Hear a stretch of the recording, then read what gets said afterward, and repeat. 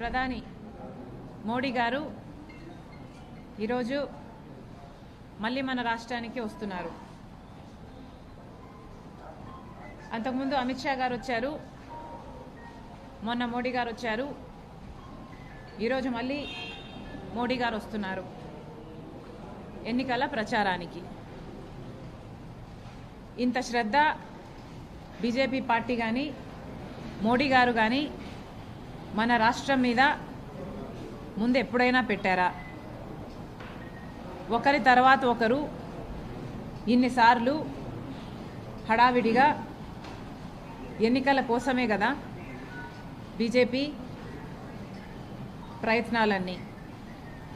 అంటే ఆంధ్ర రాష్ట్ర ప్రజలను మీరు మనుషుల్లా చూడట్లేదు, ఓట్లేసే యంత్రాలుగా చూస్తున్నారు అని మీరే చెప్పకనే చెప్తున్నారు. మీరు నిజంగానే ఆంధ్ర రాష్ట్ర ప్రజలను మనుషులుగా చూస్తుంటే మీరు అధికారంలో 10 సంవత్సరాలుగా ఉన్నారు.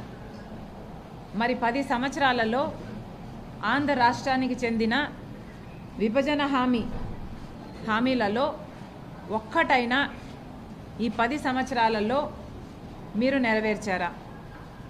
10 సంవత్సరాలుగా ఆంధ్ర రాష్ట్రాన్ని, ఆంధ్ర రాష్ట్ర ప్రజలను తీవ్రంగా అవమానించి వెన్నుపోటు తర్వాత వెన్నుపోటు, సంవత్సరం తర్వాత సంవత్సరం ఇలా ప్రతిసారి ఆంధ్ర రాష్ట్ర ప్రజలను అవమానించడమే తప్ప ఏ ఒక్క రోజైనా ఆంధ్ర రాష్ట్రానికి మీ గౌరవం ఇచ్చారా?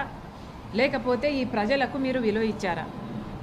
ఇప్పుడు కేవలం ఎన్నికలు వచ్చాయి కాబట్టి ఇంత హుటాహుటిన, ఇంత హడావిడిగా ఒకరి తర్వాత ఒకరు, అది కూడా ఇన్ని సందర్భాలలో వచ్చిపోతున్నారు.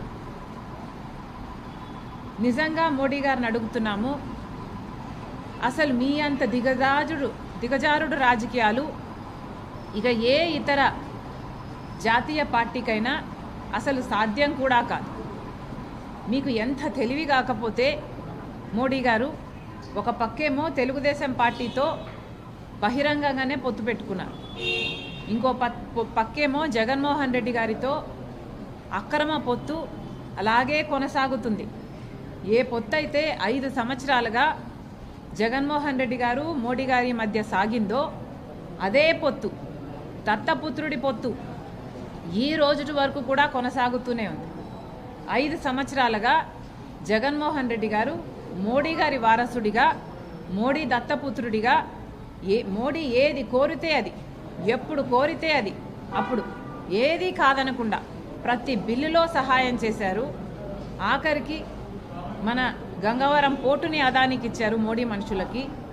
ఆఖరికి ఏ రిలయన్స్ అయితే రాజశేఖర్ రెడ్డి గారి మరణం వెనకాల వాళ్ళ హస్తం ఉంది అన్నారో వాళ్ళనే పిలిచి రాజ్యసభ కూడా ఇచ్చారు. మరి నిజంగానే జగన్మోహన్ రెడ్డి గారు మోడీ వారసుడని, మోడీ దత్తపుత్రుడని మళ్ళీ మళ్ళీ రుజువు చేసుకున్నాడు ఈ 5 సంవత్సరాలలో. ఇప్పుడు మోడీ గారు చంద్రబాబు గారితో పొత్తు పెట్టుకొని, చంద్రబాబు గారితో పొత్తు ఉంది మాకు అని చెప్తూ, జగన్మోహన్ రెడ్డి గారితో ఏ పొత్తు లేదన్నట్టుగా.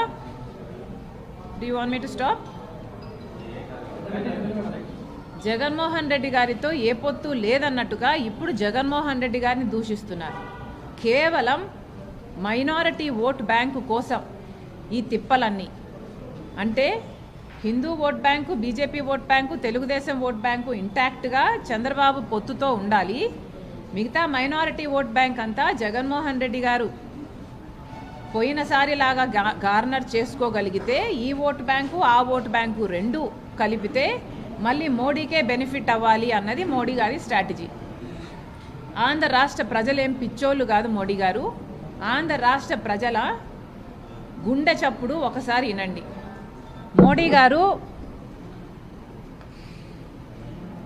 గారి మన్ కీ బాత్, మోడీ గారికి చాలా అలవాటిది. మోడీ గారికి ఇలా చెప్తే ఆయనకు అర్థమవుతుందేమో అనిపించింది మాకు.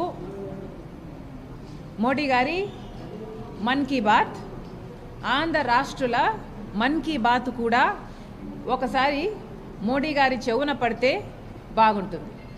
మోడీ గారు, మీరు గత 10 సంవత్సరాలుగా ఆంధ్ర రాష్ట్ర ప్రజలకు అన్యాయం చేశారు. కాబట్టి కాంగ్రెస్ పార్టీ ఆంధ్ర రాష్ట్ర ప్రజల పక్షాన మీ మీద ఒక ఛార్జ్ షీటు 10 ఏళ్లకు గాను 10 ఛార్జెస్తో ఒక ఛార్జ్ షీటు మీకు పంపిస్తున్నాము. ఆ ఛార్జ్ షీటు మీరు చదవండి. మీ మీద 10 అభియోగాలు ఏమున్నాయో ఒకసారి అర్థం చేసుకోండి.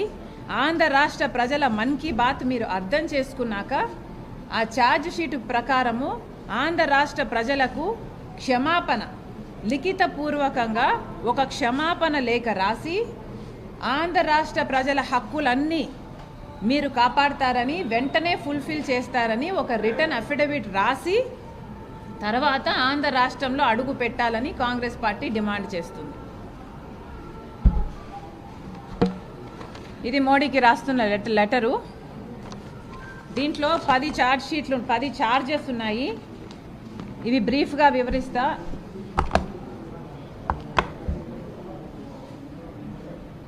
ఛార్జ్ నెంబర్ 1, మోడీ గారు ప్రత్యేక హోదా ఆంధ్ర రాష్ట్ర ప్రజల హక్కు అని 10 సంవత్సరాల క్రితము తిరుపతికి వచ్చి 10 సంవత్సరాల ప్రత్యేక హోదా ఇస్తామన్నారు.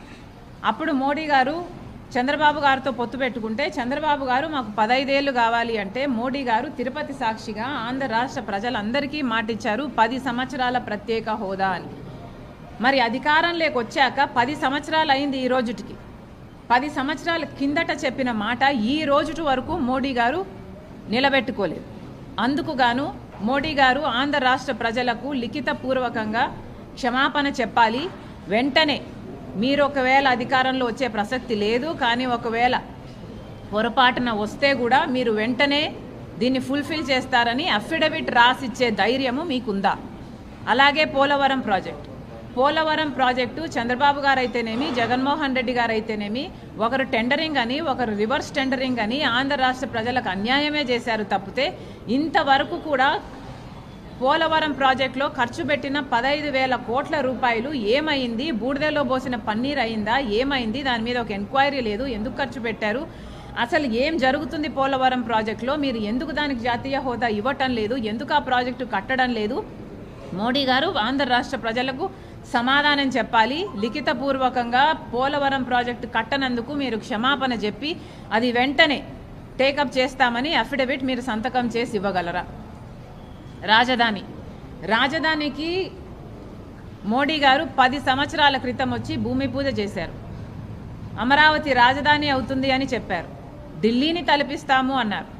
ఇక చంద్రబాబు గారు అయితే సింగపూర్ అన్నారు. సరే, కనీసము ఒక్క పర్మనెంట్ బిల్డింగ్ అయినా కట్టారా?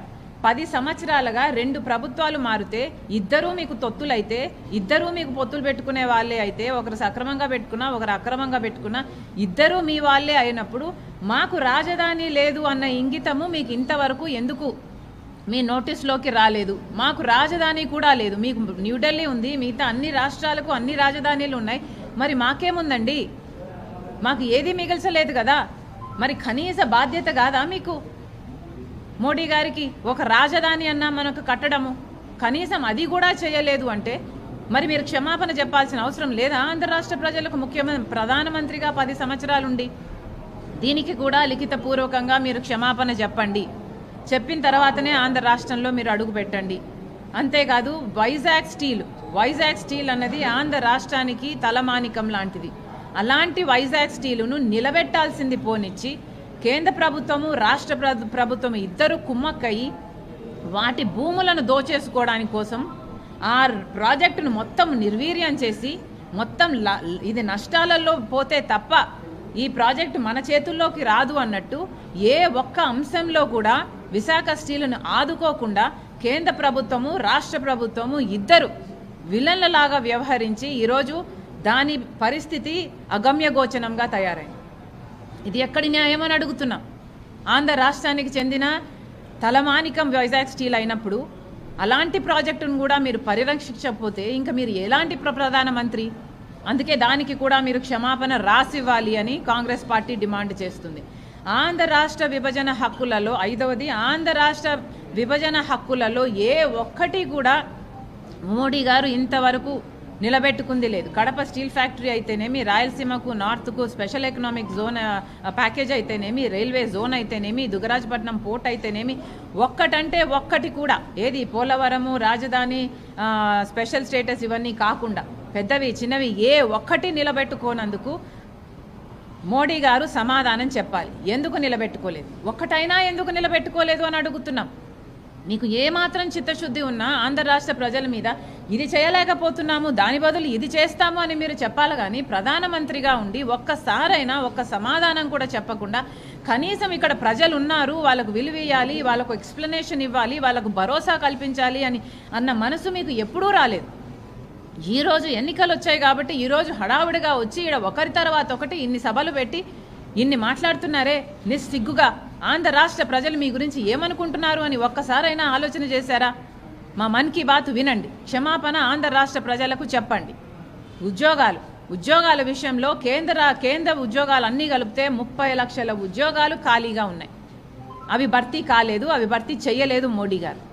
ఇవి కాకుండా సంవత్సరానికి 2 కోట్ల ఉద్యోగాలు ఇస్తామన్నారు మోడీ గారు. 10 సంవత్సరాలకు 20 కోట్ల ఉద్యోగాలు ఇవ్వాల్సింది మోడీ గారు. మరి ఈ 20 కోట్ల ఉద్యోగాలలో ఆంధ్ర రాష్ట్ర బిడ్డలకు ఎన్ని కోట్ల ఉద్యోగాలు ఇచ్చారు మీరు? 20 కోట్లలో కనీసం 10 సంవత్సరాలలో అంతా కలిపి 1 కోటి ఉద్యోగాలు ఇచ్చారా? లేదు 10 లక్షల ఉద్యోగాలు ఇచ్చారా? ఎన్ని ఇచ్చారు? మరి మా బిడ్డలకు మీరు ఉద్యోగాలు ఇవ్వనప్పుడు, మీరు మా కోసం ఏ వాగ్దానాలు నిలబెట్టుకోనప్పుడు, కనీసం మా హక్కులను కూడా మాకు ఇయ్యనప్పుడు మిమ్మల్ని ఎందుకు గౌరవించాలి ఆంధ్ర రాష్ట్ర ప్రజలు అని అడుగుతున్నాం. మాటికి మీరు మా యువతకు క్షమాపణ చెప్పాల్సిన అవసరం ఉంది.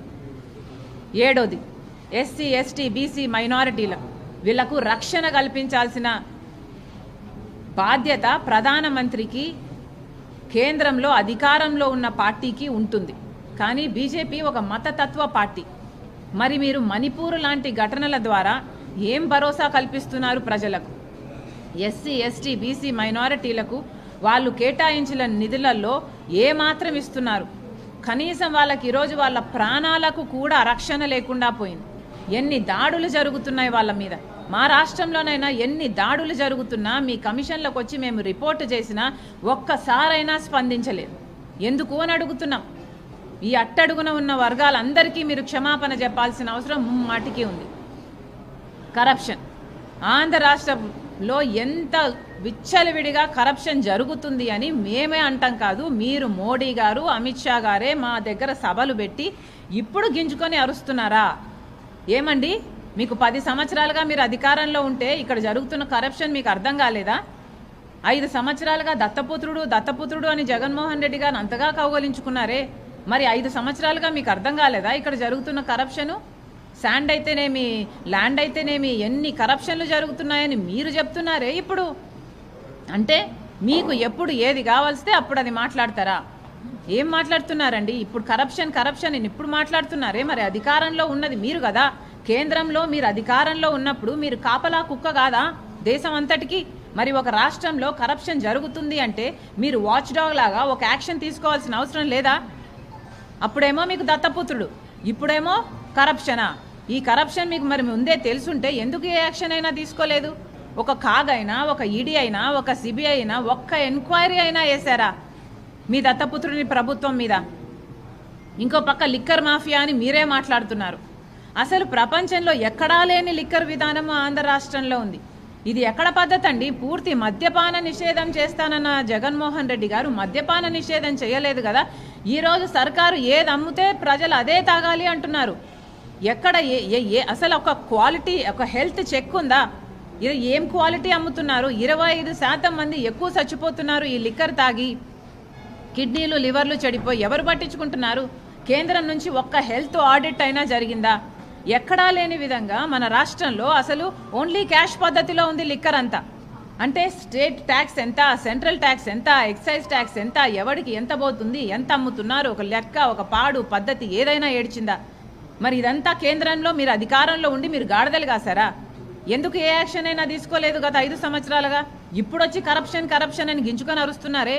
మరి కేంద్రంలో మీరు అధికారం ఉండి ఒక్క యాక్షన్ అయినా, ఒక్క ఆడిట్ అయినా, ఒక కాగైనా, ఒక్కటైనా కూడా ఈడీ అయినా ఏం జరుగుతుందండి మా రాష్ట్రంలో?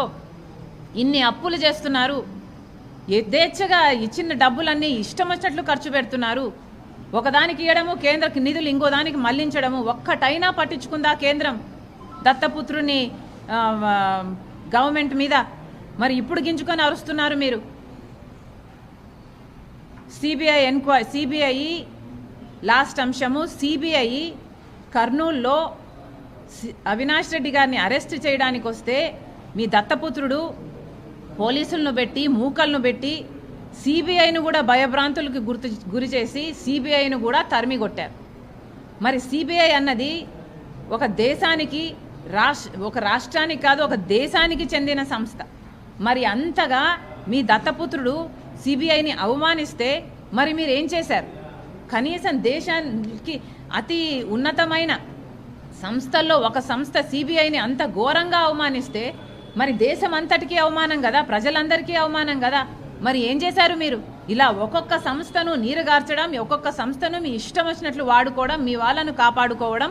లిక్కర్లో అయితే కేజ్రీవాల్ను అరెస్టు కూడా చేస్తారు, ఎందుకంటే మీ వాళ్ళు కాదు కాబట్టి, మీతో కలిసి లేరు కాబట్టి. ఇక్కడ ఏ అరెస్టులు కావు, ఎందుకంటే జగన్మోహన్ రెడ్డి గారు మీ దత్తపుత్రుడు కాబట్టి. మోడీ గారు ఎంతైనా ఆంధ్ర రాష్ట్ర ప్రజలకు క్షమాపణ చెప్పాలి. ముందు లిఖితపూర్వకంగా క్షమాపణ మీరు రాసివ్వండి, మీరు ఒక అఫిడవిట్ సైన్ చేసి ఇవ్వండి అని కాంగ్రెస్ పార్టీ డిమాండ్ చేస్తుంది. థ్యాంక్ యూ అమ్మా, థ్యాంక్ యూ వెరీ మచ్.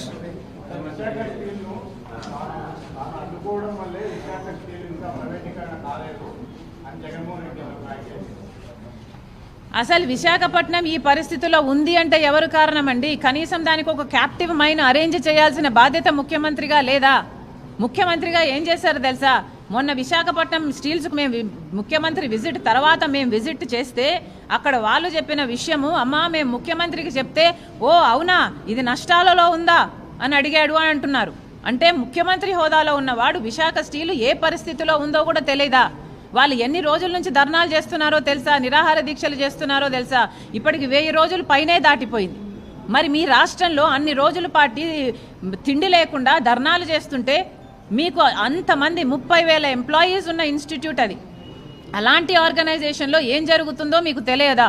కనీసం జీతాలు లేవు అని వాళ్ళు కంప్లైంట్ చేస్తే మీ భూములు అమ్ముకొని జీతాలు ఇచ్చుకోండి అని చెప్పారు.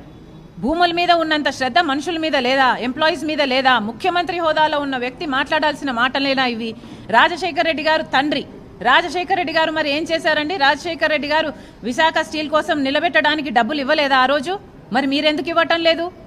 ఇవ్వకపోగా ఓ అవునా అని మాట్లాడే మీలా మాట్లాడేది ముమ్మాటికి అంతా బోగస్సే.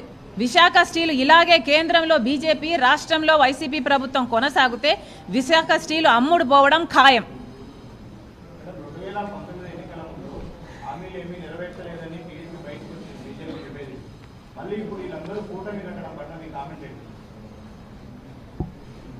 దొంగలండి, అంతా దొంగలు చేరి ఊర్లు పంచుకున్నారట.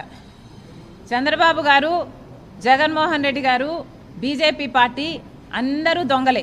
వీళ్ళ దొంగలందరూ కలిసి ఊళ్ళు పంచుకోవడానికి అందరూ ఒకటిగా ఇప్పుడు తయారయ్యి మన ఆంధ్ర రాష్ట్ర ప్రజలకు ఇన్నాళ్ళు పట్టిన కర్మ ఇప్పటికైనా రాష్ట్ర ప్రజలందరూ గమనించాలి. వీళ్ళంతా ఒకటే, అందరూ దొంగలు ఒకటై ఊళ్ళు పంచుకోవడానికి చూస్తున్నారు. గత 10 సంవత్సరాలు తిరిగేసి చూసుకుంటే అసలు మన రాష్ట్రం ఎక్కడ ఉన్నింది, ఎక్కడ బిగిన్ అయింది 10 సంవత్సరాల కింద, ఇప్పుడు ఎక్కడ ఉందో ఒకసారి చేయండి. అసలు ఎక్కడ వేసిన గొంగలి అక్కడే ఉంది. 10 సంవత్సరాలుగా ఏం సాధించామండి మనము? ఒక రాజధాని అయినా సాధించామా? ఒక ప్రాజెక్ట్ అయినా పూర్తి చేసుకున్నామా? రాజశేఖర్ రెడ్డి గారి జలయజ్ఞంలో ప్రాజెక్టులు జగన్మోహన్ రెడ్డి గారు నవరత్నాలలో పెట్టారు. రాజశేఖర్ రెడ్డి గారు 54 ప్రాజెక్టులు మొదలు పెడితే వాటిలో 12 ప్రాజెక్టులు రాజశేఖర్ రెడ్డి గారు పూర్తి చేస్తే మిగతా 42 ప్రాజెక్టులు జగన్మోహన్ రెడ్డి గారు అధికారంలోకి వచ్చిన వెంటనే పూర్తి చేస్తామన్నారు. మరి 42 ప్రాజెక్టులు కన్న తండ్రి డ్రీమ్ ప్రాజెక్టులు, ఇవన్నీ నవరత్నాలలో పెట్టిన ప్రాజెక్టులు, వాళ్ళ పార్టీ నవరత్నాలలో పెట్టిన మేనిఫెస్టోలో పెట్టిన ఈ అంశం కూడా నెరవేర్చలేదు అంటే ఇక మీరు ఏం చేసినట్టు? 42 ప్రాజెక్టులలో జగన్మోహన్ రెడ్డి గారు సమాధానం చెప్పాలి. మీరు సగం చేశారా, కాలు చేశారా, 10వ వంతు చేశారా, ఏం చేశారండి?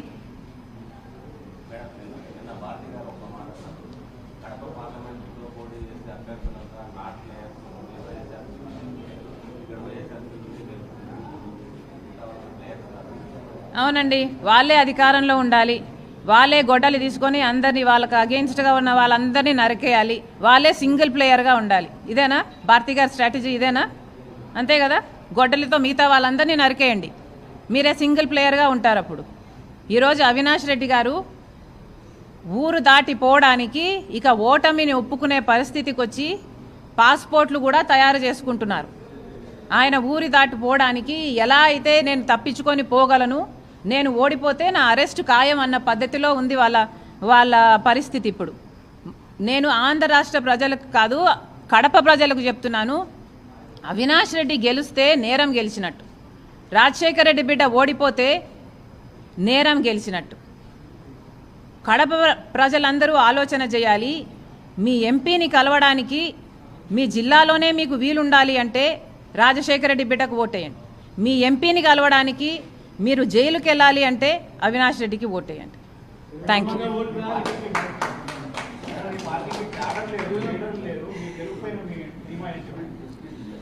మాకు పార్టీ ఉంది, మాకు క్యాడర్ ఉంది, మాకు బూత్ లెవెల్ ఏజెంట్లు ఉన్నారు, మాకు అన్నీ ఉన్నాయి, మాకు అన్నీ సమకూర్చారు. దేవుడు గొప్పవాడు, అద్భుతాలు చేసేది దేవుడు అండి. ఇలాంటి గొడ్డలితో మిగతా వాళ్ళని నరికేసి ఓన్లీ పార్టీ వైసీపీ పార్టీ అన్న వాళ్ళకి దేవుడు సహాయం చేయడని నా నమ్మకం. అదే నా నమ్మకం. ఎవరండి ఎక్కడన్నారు అన్నకో ఓటు చెల్లికో ఓటు అని ఎవరన్నారండి? నేను క్యాంపెయిన్ చేశానా? అన్నకో ఓటు చెల్లికో ఓటు అని ఎవరన్నారా మాట? నేను కాంగ్రెస్ పార్టీ అధ్యక్షురాలిని, కాంగ్రెస్ పార్టీ ఎమ్మెల్యేని. ప్రతి చోట కాంగ్రెస్ పార్టీ ఎమ్మెల్యేకి మాత్రమే ఓటేయండి అని ఆంధ్ర రాష్ట్ర ప్రజలను అపీల్ చేస్తుంది రాజశేఖర రెడ్డి బిడ్డ. ఎందుకంటే కాంగ్రెస్ పార్టీ మాత్రమే ఈరోజు స్పెషల్ స్టేటస్కైనా ఆంధ్ర రాష్ట్ర ప్రజల హక్కుల కోసమైనా కొట్లాడుతున్న ఏకైక పార్టీ కాంగ్రెస్ పార్టీ. ఏ బీజేపీ పార్టీ అయితే మనకు ప్రత్యేక హోదా ఇవ్వలేదో, పోలవరం ప్రాజెక్ట్ ఇవ్వలేదో, రాజధాని ఇవ్వలేదో, అదే బీజేపీ పార్టీకి తొత్తుగా మారాడు జగన్మోహన్ రెడ్డి గారు. చంద్రబాబు గారు పొత్తు పెట్టుకుంటే జగన్మోహన్ రెడ్డి గారు తొత్తయ్యారు. ఇద్దరికి పెద్ద తేడా లేదు. థ్యాంక్ యూ అమ్మా, థ్యాంక్ యూ.